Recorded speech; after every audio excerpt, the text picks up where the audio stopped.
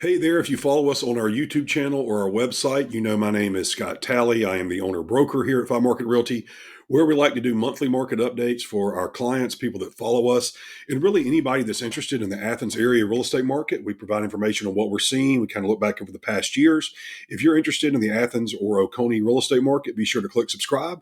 But today we're going to focus on the first 3 months of the year. This is our April market update for the Athens area. And one of the first things we're going to go ahead and note on the first slide is rates are up, but so is buyer activity and so is seller activity. And then we're also going to take a look at national market trends from Keeping Current Matters. So let's go ahead and get started. Moving my head a little bit out of the way here. As you know, if you follow us, I like to follow four main things, tracking back 3 years so we can kind of see what the market's doing. New listings, average days on market, average sold price, and the number of total sales. This is year to date, which is 3 months, going January through March of 2026. Let's pull these numbers up here. The new listings are good news. We're up 640, which is almost 7% compared to last year. Days on market is down 3%, but pretty flat, 61 days. Last year, we were 63 days. Average sold price is down just under 3%, from 487 to 473. And the total homes sold, this is sort of where the bad news is on these two things. The total homes sold for the year is only 260 in Clark and Oconee. Now, keep in mind, this is the Athens MLS, doesn't count for sale by owners. We're not counting other MLSs, but that's down almost 17%. And that's not a good trend to see because we were hoping to see more activity this year. However, in the month of March, we did see a bounce back, and I know that we have a lot of contracts pending. So I'll kind of go over that a little bit more. And I think we're going to see some different numbers by the end of May. Now, just comparing the month of March, looking back 3 years, we're down total new listings almost 10% at 9.6 to 234. Days on market is down just for the month of March from 62 to 56. Also, just about 10%. Average sold price is down significantly in the month of March, almost to 16%, 450. And that's significant because it's just showing you what's selling in the market. And then the total homes sold is down just about 9%. We only saw 122 home sales, at least of what's showing the MLS today, which is April 14th. That is down from 2024, which was 161, and 134, which was not a good year last year. Folks, these numbers before COVID, we should be seeing over 200. So to only see 122 home sales in the month of March is not a great sign for our market. However, in our company and myself personally, I don't want this to come across as bragging. We have significant amount of contracts that are set to close in May. I have a number that are set to close in May dating back to February.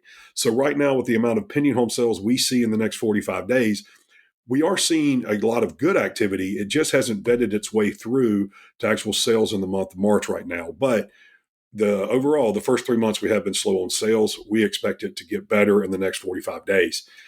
Going back and just kind of pointing out those numbers as I was mentioning before, we're going to go to the monthly inventory of homes. If you know, I've been looking at how many homes are actively for sale. And what I mean by that is active, not under contingency contract or something like that. But right now it's 483 on April 14th, which is about 12.5% above the same time last April. So last April, under my head, we had 423 on the market. Now we're 483. The reason we track this is telling us what kind of market we're having, what kind of power the buyers have. We are seeing a normalizing, balancing market. If that number continues in the spring, we're going to get over 500 homes, and that means buyers have decisions to make and many homes to see. They can negotiate on price. Back to this, we're talking about the months of inventory. Last month, when I pulled up this for the Athens MLS, it was over 7 months, signifying we were in a buyer's market. Because of the activity that I was mentioning, that we've seen things go off the market but haven't closed yet, we've got this down to a more normal number, which is just about 4.5% to 5%. Above 6 months is a buyer's market. Between 4 and 6 months is a kind of a balanced market. That is what we have been telling you. We are in a balanced market. Buyers and sellers are having negotiations. We're going to show you a slide later, if you'll stick with me, from Keeping Current Matters to where the percentage of list price is returning on home sales to a normal level. But this is what you need to pay attention to if you're pricing your home. What market are you heading into? So let's transition now into some information from Keeping Current Matters. And we're going to start off with a quote here, some information from Intercontinental Exchange that states every major market has seen purchase payments improve year over year, with the largest reductions in markets where prices have pulled back the most from recent highs. We're bringing this up because interest rates are a topic. Because of the war in Iran, people have been worried about rates. So we're going to show you that, yes, the 30-year fixed rate, if you look down here in the corner of the slide, We hit a low in the beginning of March, and we have gone up a bit. No man is an island to himself. International things that we can't control do impact our markets. And so we have seen a little uptick in interest rates. But when you compare where we are to where we were a year ago, is significantly better. 2025, at least here locally, was a very low transaction year. And I think nationally, we're going to look back and see 24 and 25 as, when you adjust for population, some of the slowest home sale years we've had on record. Now, this is also talking about affordability. January 2025, with that interest rate, you're looking at a monthly payment on a $500,000 house is going to be about $3,400. You go to April 2026, even with the slight bump in rates, you've got a better payment there of $270 cheaper. And if we can get back to where we were just about a month ago, which was just below $6, that's even more savings there. As you see on the bottom, you would be saving $419. We don't control what happens overseas, but if this does start to normalize, we probably will see our rates also normalize back down to where we did get a couple months ago. Another thing we mentioned earlier in the slide, yes, there are uptick in rates, but buyer activity is up. We've seen it in our company. We're seeing it on the market with things that are going under contract, and we're seeing listings pick up. Seller activity is up. So both things are ticking up. Despite recent global and economic volatility, the spring market is showing signs of positive momentum. That's from Edmund. And I would say we're seeing that here in our office just based on the earnest money that's come in, the contracts that are pending, what we're seeing in the spring market. We're actually seeing what could be a good spring market. Here's another quote from a senior economist at Realtor.com. New listings edge up nationally. New listings jumped up 21.2% from February to 439,000, a larger than typical seasonal surge, and rose just about 1% year over year. March typically sees the biggest month-over-month jump in new listings of the entire buyer season, averaging an 18% increase since 2017. This year, it exceeded 20%. So what's that saying? New listings coming to market. What's happening now in 2026 is the market is normalizing in the fact that sellers are entering the market because of life changes, things that just happen. I have a new job. I have to move. I'm not worried about my interest rate. That doesn't matter. I've got to put a sign in the yard. Now, this is also a new listing count, and fresh listings are adding to the market supply. This source is Realtor.com, and if you come here with the right, you can see that's just validating the number we just mentioned at 439,000. So if we're in April right now, we saw good listings come to market in March. We can probably expect some more listings over the next 45 days for April and May, kind of giving us a highest supply we may have seen in years, maybe dating back to even, 2017. Another quote here, or actually this is just information from Realtor.com, that sellers are jumping back in the market in most regions. Overall, it's about a 1% increase across the country. The Midwest and the Northeast are not really seeing an increase. But here where we are in the South and the West, we're seeing more sellers uptick about 2%, 2.5%. So more listings, buyers have more selections, prices are going to be holding the growth down a little bit. So right here's a quote from the chief economist at Zillow. Buyers have more homes within reach to choose from to go along with these friendlier conditions. Lower mortgage rates will also encourage more homeowners who have felt locked in to sell, as they would be better able to afford the next home. And that's one of the things we're seeing, a little better interest rate, a little bit more supply. When the buyers have options, they have a tendency to come into the market. Another quote here from the same person at Zillow. Zillow's latest data suggests buyers and sellers are starting to regain confidence. Existing home sales rose from a year ago, providing an early glimmer of hope that the housing market has turned a corner after 3 years bouncing along the bottom.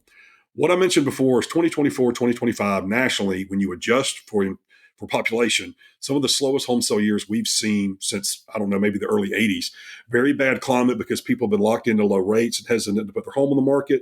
Buyers have felt that things are unaffordable. We have seen some wage growth, and then we've seen price gains flatten out, which is helping our market to return to a little bit more normal conditions. This is also from the chief economist at NAR. While most metro markets continue to see record high housing wealth, some areas are experiencing home price declines.